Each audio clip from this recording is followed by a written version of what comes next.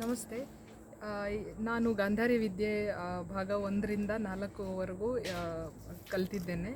ಭಾಗ 1, 2 ಆನ್ಲೈನಿಂದ ಕಲಿತು ಇಲ್ಲಿ 3, 4 ಇಲ್ಲಿ ಆಶ್ರಮಕ್ಕೆ ಬಂದು ಕಲ್ತಿದ್ದೇನೆ. ಇಲ್ಲಿ ಬಂದ ಮೇಲೆ ನನಗೆ ಎಷ್ಟೋ ವಿಷಯಗಳು ಮನದಟ್ಟಾದವು. ಕ್ಲೆನ್ಸಿಂಗ್ ಪ್ರೋಸೆಸ್ಸು ನಡೆಯಿತು.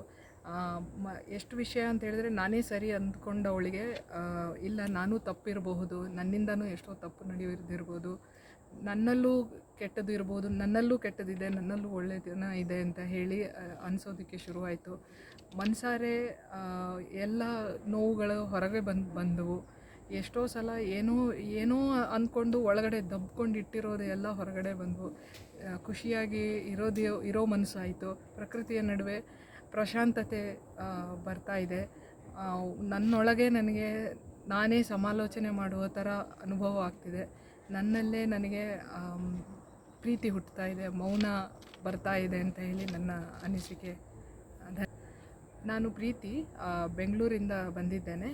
ನನ್ನ ಮಗನಿಂದಾಗಿ ನನಗೆ ಈ ವಿದ್ಯೆಗೆ ಬರೋ ಅವಕಾಶ ಸಿಕ್ತು. ಅವನಿಂದಾಗಿ ನನಗೆ ಪ್ರೇರಣೆ ಸಿಕ್ತು.